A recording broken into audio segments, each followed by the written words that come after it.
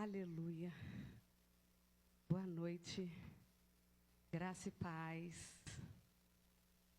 É uma honra estar aqui. Já chorei. Vendo o cuidado de Deus, né? E essa casa aqui, ela acolheu tão bem a minha mãe, o meu padrasto. Em 2019, e nós fomos morar em Salvador. E eu logo engravidei no início da Covid, peguei Covid, quase morri. José é tão especial, ele tem até um poema. Cadê a irmã? Alia, a nossa irmã fez um poema para o José. Então eu estou aqui hoje, nessa noite, grata ao Senhor pelo cuidado. E eu sei que o Senhor vai transformar sonhos nessa noite. Feche seus olhos. Pai, obrigada por essa noite. Obrigada porque a inteligência emocional, antes de vir do homem, ela já vem de ti. Tudo que é bom, perfeito e agradável vem do céu e não da terra. Eu coloco, Senhor, a minha vida à tua disposição. Peço que o Senhor cele esse lugar com o teu fogo. Que a tua graça, que a tua bondade, que a tua constância, que o teu perdão e que a tua misericórdia esteja sobre este lugar.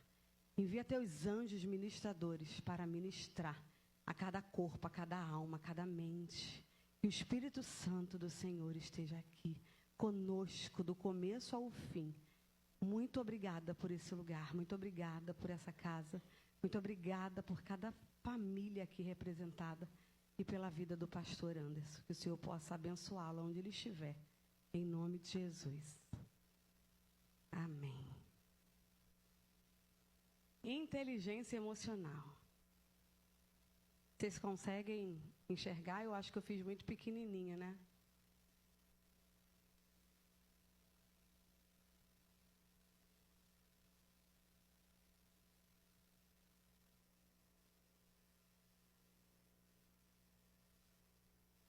Só um minutinho.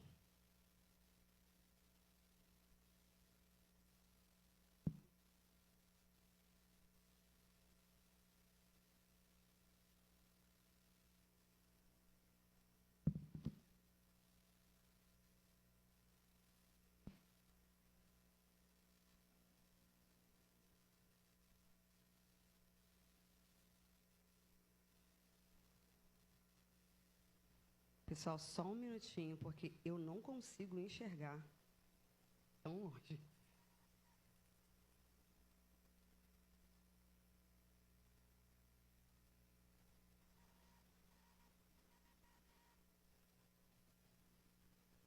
Pronto. Inteligência emocional é o caminho para a cura das nossas emoções. Todo mundo aqui provavelmente sabe o que é emoção por conta do filme Divertidamente, né? As emoções lá gritando, só que muitas das vezes nós não conseguimos entender o que é uma emoção, nem como gerenciar. E hoje, através da luz da Bíblia, nós vamos falar um pouquinho. E eu coloquei aqui, a ansiedade é o excesso de viver o futuro, a depressão é o excesso de viver desconectada de você. É por isso que muitas pessoas surtam. Você não consegue trabalhar, você não consegue pensar, você não consegue fazer nada. Por conta do nosso estado emocional estar lá na frente, lá atrás, ou num presente muito exagerado. E nós somos aquilo que nos ensinaram a ser. E muitas das vezes, eu não nasci num lar cristão, algumas pessoas sim, mas até a gente nascendo num lar cristão, às vezes trazemos para a nossa vida adulta ensinamentos que não têm a ver com a Bíblia. E a gente tem dificuldade de desaprender para aprender. Eu estou me formando ano que vem em psicopedagogia, e a psicopedagogia ela estuda por que você não aprende. E tem pessoas que não aprendem porque apanharam muito, tem pessoas que não aprendem porque não tiveram afeto nenhum de pai e mãe. Então, tem o lado físico, tem o lado emocional, tem todos os lados, mas algumas coisas a gente acaba ignorando. Então, hoje, você vai olhar para a sua idade e você vai ver, eu sou formada, eu tenho doutorado, mas você é aquilo que te ensinaram lá na infância. Óbvio que você pode desaprender, mas às vezes a gente não consegue jogar essas memórias fora. Eu queria que você possa colocar para mim, por favor, em 1 Tessalonicenses 5, 23 e 24. Por favor.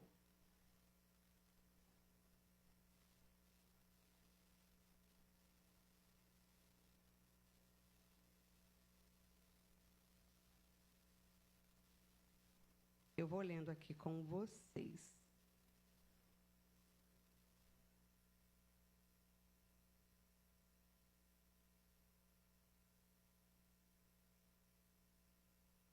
E o mesmo Deus de paz vos santifique completamente. E oro a Deus que todo o vosso espírito e alma e corpo sejam preservados, irrepreensíveis, para a vinda do nosso Senhor Jesus Cristo. Fiel é o que vos chama, o qual também o fará. Aqui, nesse pedacinho, está dizendo que Ele é um Deus de paz, Ele nos santifica. E a nossa santificação, ela está ligada ao corpo, à alma e ao espírito.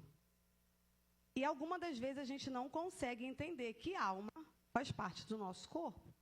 A alma está nos nossos pensamentos, nossos comportamentos, nossas ações.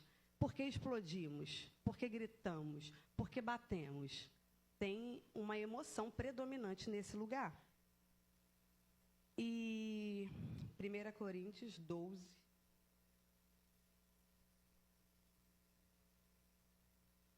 Vamos falar de inteligência emocional à luz da Bíblia, porque ele é o primeiro mestre dos mestres dentro da área emocional.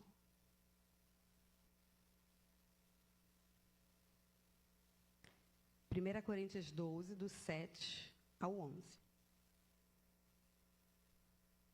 Mas a manifestação do Espírito é dada a cada um para proveito comum, porque a um é dada pelo Espírito a palavra de sabedoria, a outro a palavra de conhecimento, pelo mesmo Espírito, a outro a fé, pelo mesmo Espírito, a outro os dons de curar, pelo mesmo Espírito, a outro a operação de milagres e a outro a profecia, a outro o discernimento de espírito, e a outro os diversos tipos de línguas, e a outro a interpretação das línguas. Mas todos estes é o mesmo Espírito, trabalham estas coisas, repartindo a cada um separadamente, como ele deseja. Às vezes, nós vamos negligenciar um pouquinho a vida espiritual e nós vamos carnalizar um pouquinho a vida emocional. Eu falei errado. Nós vamos espiritualizar a carnalidade e nós vamos carnalizar o espiritual. E por muita confusão por conta de discernimento espiritual, por falta de maturidade da igreja, nós entendemos errado. Aqui, nesse versículo, que todos nós amamos, que é a palavra de Deus, ele vai dizer que a cada um é dado como convém.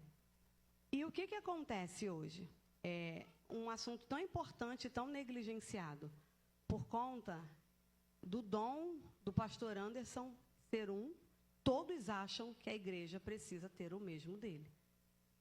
Então, eu fico buscando o dom do outro e deixo o meu de lado. Então, aqui tem vários dons que Deus dá para a igreja. Um complementa o outro.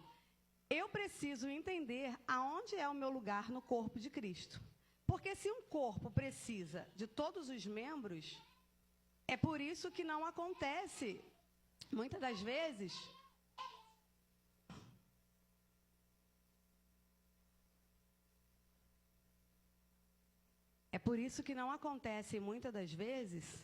o entendimento correto e a cura no meio do povo, por conta de nós negligenciarmos o nosso dom.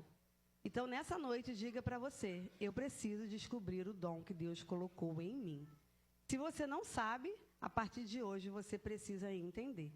Porque você não vai olhar mais para o outro, Porque, infelizmente, a profecia ela é real e alguns ignoram por conta de não acreditar mais. Então, a gente precisa ter esse entendimento nessa noite.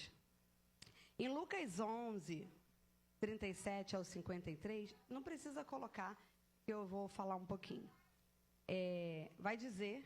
Vai mostrar ali em Lucas 11, de 37 ao 53, os fariseus e os mestres da lei criticando Jesus. Porque toda pessoa que ela não tem comunhão com o Senhor e acha que tem, ela vai criticar quem tem. Então, nessa noite, nós precisamos entender que antes de entendermos o que é inteligência emocional, biblicamente, o Senhor é o Deus que cura. O Senhor é o Deus que usa a medicina. Todo mundo aqui já foi ao médico? Então, todos nós precisamos do outro. A cruz, ela é vertical e horizontal. Quando eu não tenho relacionamento com o meu próximo, eu não consigo me curar.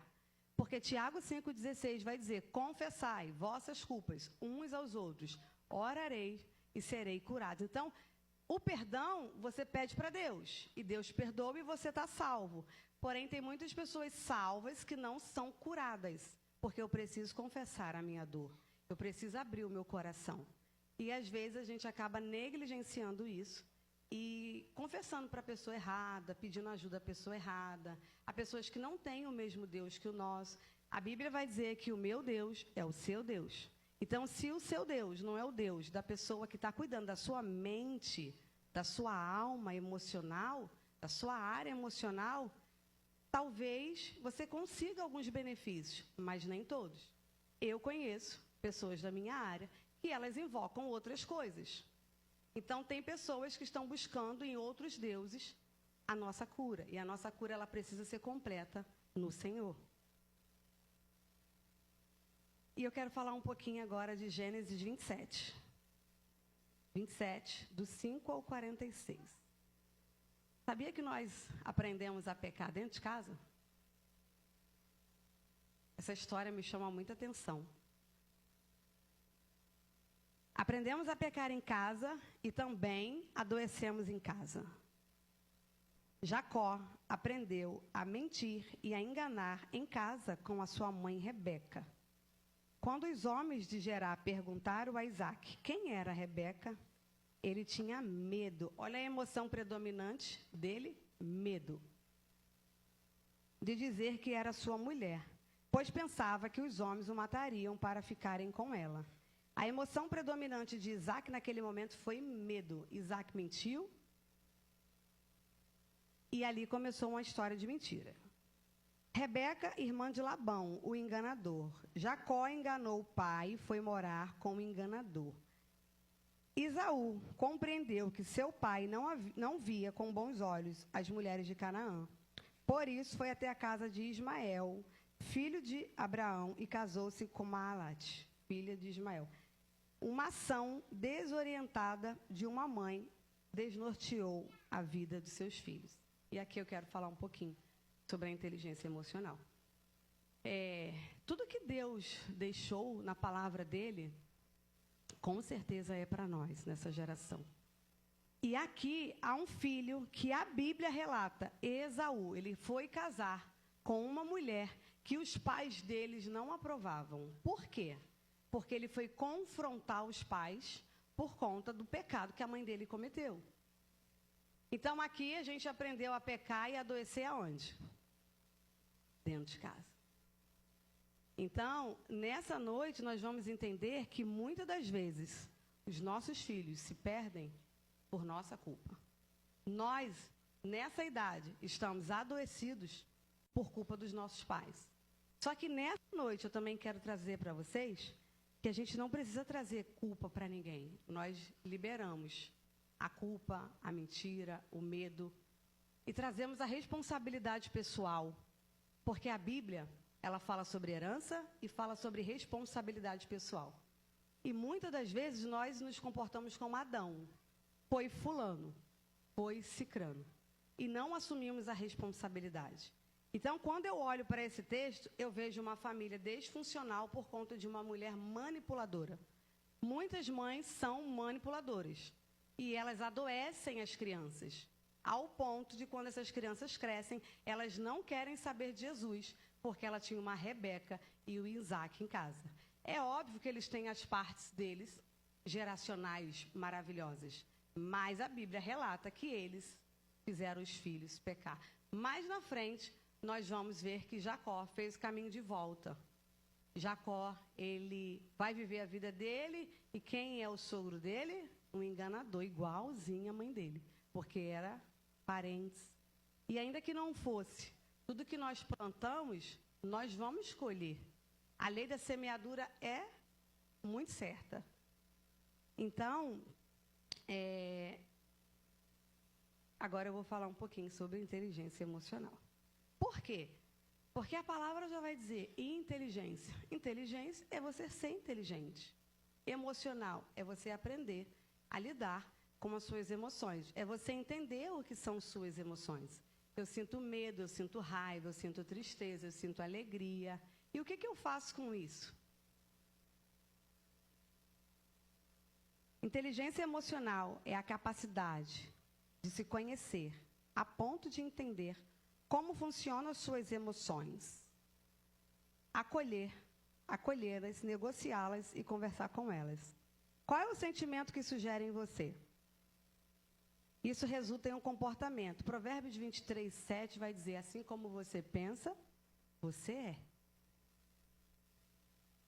Eu peguei algo e taquei com raiva, foi porque a raiva, a emoção que me predominou naquele momento foi a raiva. Mas por que eu sinto tanta raiva? Da onde vem essa raiva? Será que é só uma ação naquele momento? Porque quando a gente perde o controle, ela pode já ter uma emoção que já está te governando há muito tempo. Então, a gente vai entender um pouquinho sobre essa emoção que governa a nossa vida. A inteligência emocional, ela exige que conheçamos a nós mesmos e como funcionam nossas emoções.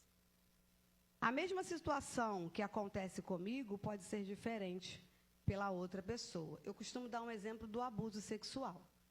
Duas pessoas que passaram por abuso sexual, se uma delas, na hora, processou, ela foi em alguém, conversou, botou para fora, liberou a dor, gritou, bateu, fez alguma coisa contra aquele abusador, ela não vai guardar aquela emoção do medo, da raiva.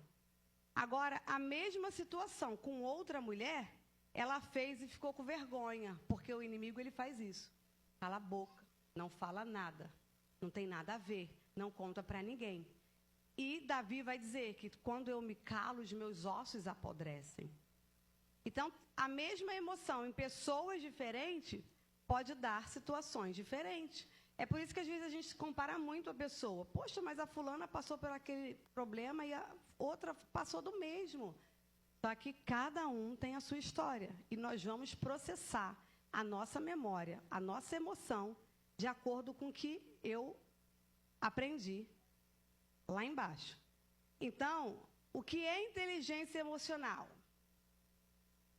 É a capacidade de conhecer a ponto de você entender. Poxa, hoje eu estou com muita raiva. Hoje eu estou com muito medo.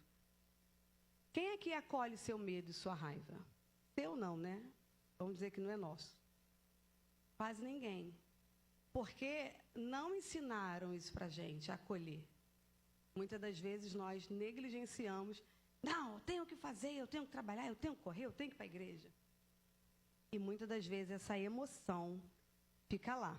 Então, nós temos duas situações diferentes do mesmo abuso, só que cada uma vai processar de acordo com o que ela tem vivido, como essa criança ela cresceu num lar de acolhimento, que ela pode falar, ou quando ela for falar. Eu tenho pacientes que eu vou atender, ela fala assim, eu fui abusada, quando eu contei para minha mãe me chamou de mentirosa, porque os abusadores, eles são as pessoas mais próximas da sua casa. É o tio, é o pai, é o avô, o vizinho, sempre é alguém. E eu escuto muito isso quando essas mulheres vêm. Por quê? Porque a mãe, por ser próximo, elas falam, não, é mentira. E tem muitas crianças hoje sendo abusadas. porque a gente acaba indo para o mercado de trabalho e larga em qualquer lugar. E mais tarde, essas crianças, elas não dão frutos por conta do trauma que está dentro dessa memória. E o que eu quero trazer aqui para vocês? Que a gente precisa parar de espiritualizar uma coisa que não é o Espírito Santo. E precisamos parar de carnalizar o que o Espírito Santo pode fazer. Uma memória traumática, uma memória que vem de vida intrauterina, ela precisa de gente. A gente não vai no médico uma vez por ano para fazer preventivo? Por que a gente não pode cuidar da mente que foi traumatizada lá atrás? Então, viemos de uma cultura de ignorância. E isso precisa acabar em nome de Jesus. E eu vou falar um pouquinho sobre herança emocional. Nossas emoções são construídas a partir da nossa história de vida. Né? A gente está grávida, você não pode comer isso. O bebê não pode ouvir aquilo ali. Só que a gente não se preocupa que o bebê está sentindo o que você sente. Você sentiu muita tristeza, essa memória pode passar para esse bebê. E esse bebê, hoje, pode ser você, investigando, já foi no psicólogo, já orou, já pediu, já fez tudo. Só que é uma memória. E uma memória, ela não pode ser apagada se ela não for confrontada, se ela não for enfrentada. E a gente acaba falando assim, é só eu e Deus. E muitas das vezes não é só você e Deus. A cruz, ela é horizontal e ela é vertical. Todos nós temos uma história diferente. Então, a partir de hoje, em nome de Jesus, nós não podemos julgar a história da nossa irmã e do nosso irmão, do nosso marido, do nosso filho, porque são histórias diferentes. Tem mães que falam assim, poxa, eu criei o meu filho igualzinho, diferente, não foi igual, nunca foi, nunca será. A gestação é diferente, o tempo foi diferente. Você pode ter tido um trauma em uma e na outra não. Você pode, querendo ou não, né, o filho mais velho, o que nasce primeiro, ele sempre é o mais responsável, porque a gente tende a cobrar mais, né? E o caçula, às vezes, é misericórdia. Por quê? Porque a gente já está cansada e a gente acaba trazendo sempre essa fala que a criação foi igual. Nunca é igual. A gente até pensa que está dando igual. Só que nós somos formados também pelo meio que nós vivemos. A escola não é igual, a professora não é igual, a igreja, às vezes, pode não ser igual. Nosso cérebro é um sistema informacional, desde a fase de vida intrauterina. A pessoa começa a captar informações do meio. Essas informações são armazenadas e processadas. Através delas, a pessoa produz novas informações. Então, a partir de hoje, nós não podemos voltar, né? Já tivemos filhos, já estamos grandes, mas toda gravidinha que você olhar, fala para ela que se cuida, porque o seu bebê sente tudo, o seu bebê recebe tudo. E a gente precisa ter esse cuidado com essas crianças.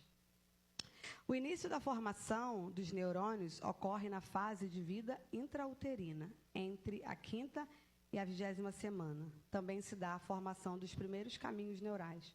Esses caminhos neurais referem-se ao processo pelo qual adquirimos informações que se tornam significativas até hoje. Se você fechar o olho aí agora, você vai lembrar de alguma coisa ruim, se tiver te acontecido, da sua infância. E isso é uma memória. E essa memória, ela precisa ser confrontada para que ela possa ser retirada. Vou dar um exemplo de uma memória aqui. Escassez. A pessoa que vem de um lar muito escasso, não estou falando de financeiramente, estou falando no geral. Escassez moral, financeiramente, intelectual. Ela vai viver uma vida achando que tudo para ela está bom. Porque ela veio daquela área com pouco. Então, ela não consegue, às vezes, avançar. Por quê? Porque ela não se sente merecedora daquilo ali. E ela acostuma, principalmente com o ambiente que ela está. Se ela estiver em um ambiente que é de escassez, ela vai paralisar ali e vai ficar. A Bíblia nos chama de quê? Nós somos filhos do rei. Nós somos filhas. Nossa, é tanta promessa. E quando nós nos olhamos, aonde está essa promessa? Porque a religiosidade, ela tomou isso da igreja. Então, a gente olha muitas das vezes para o ímpio, onde ele, às vezes, consegue, como a Bíblia fala, de forma difícil, e nós paramos por conta de ter vindo de um lar escasso. Então, quando eu falo escasso, não é a falta de comida, é a falta de afeto, é a falta de carinho, é a falta de um toque. E o ser humano, ela tem necessidade de abraçar e de beijar. Então, toda criança que ela vem de um lar que não tem toque, que não tem abraço, que não tem beijo, só tem pancada, ela vai dar o quê? Pancada. Então, nós, desde bebezinho, a gente vai recebendo tudo isso. Os bebês se apropriam das reações emocionais ao seu redor. Sem acesso à linguagem, são as emoções que chegam primeiro. Um ambiente estressante gera alterações nas células. E uma informação é registrada nelas. São as memórias, formando uma memória. Nossos pensamentos influenciam nossas células. Somos capazes de impactá-las, pois ela interpreta o ambiente. Então, você pode falar assim, Helena, mas o bebê ele nem escuta, mas ele sente. Ele sente toda a adrenalina. Por que os médicos falam, não bebe, não fuma, não faz isso? Só que a gente precisa entender, a partir de hoje, que cuidar da mente é santo. Nós lemos aqui que nós precisamos cuidar do corpo, da alma e do espírito. A palavra de Deus diz que nós viemos do